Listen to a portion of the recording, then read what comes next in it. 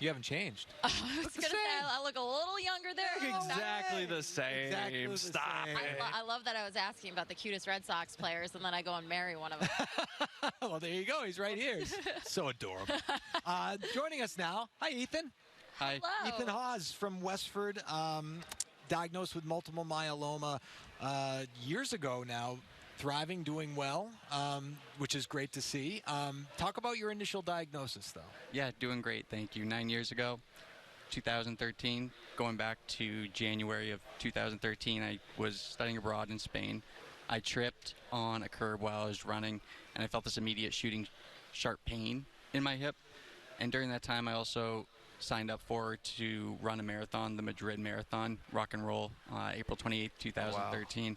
And as I was doing the training, the hip pain became really intense.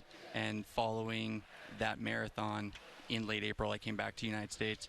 And it got so painful, the hip pain, that I could barely put any weight on it. Just shooting sharp pain, 9.9 out of 10 pain. And that ultimately led to an X-ray. And very quickly after that, a biopsy, which then revealed a plasmacytoma. And after that plasmacytoma, then there was another PET scan that was done, and another lesion was picked up.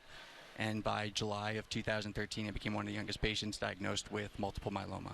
Oh, my gosh. So how old were you at the time then, 21? 22. 22. Yes. You're a 22-year-old, athletic, seemingly a healthy young man. What goes through your head when you first hear about that diagnosis?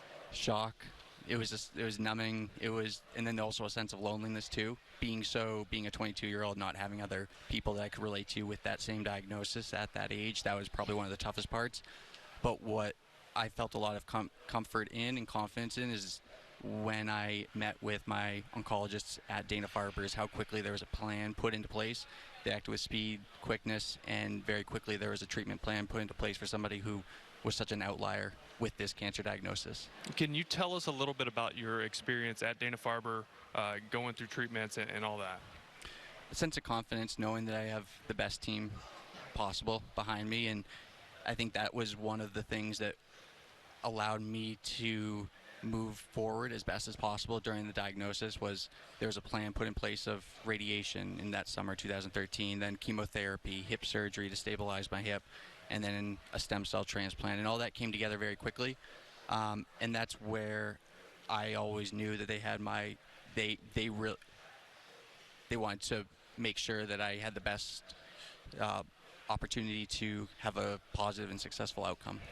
What I think is remarkable is that a lot of patients that we've talked to, that I've talked to over the years doing this telethon, is that when they're kids, right, and you were 22, but you were effectively a kid, college student, after their treatment is done, they go into a field to give back. And that's sort of what you did as well. Could you talk about that? Yeah, ever since that, I knew that this, being in cancer and being in oncology, was something that I wanted to be able to do in order to help give back. And whether it's doing instances like this, which is so amazing that the Jimmy Fund is able to do for so many patients, and just for the community to see the positive outcomes that can occur. And then also on the professional side, just wanting to work in the type of oncology industry, work where I can then be able to make a difference in cancer diagnostics and help physicians and help the community, hospitals understand a cancer patient's the genomic alterations that can occur. Now, you just got married, correct? I Wife did. Sarah, congratulations on It's the second newlywed that I've talked to, by the way. There on the she set. is. Everyone's Beautiful wife, getting married. Sarah. Yes. So, congratulations on Thank the marriage. you. But for people that are watching right now, what message would you share for yourself, for your wife, who is now sitting alongside of you on this journey, and seeing all the success that you've had? What would you say to the people out there? Why should they donate here to the Jimmy Fund? Two reasons. One is donating can then create stories like myself, where there's really some difficult days, some really tough days, 2014, 15, and just trying to get better in every way possible.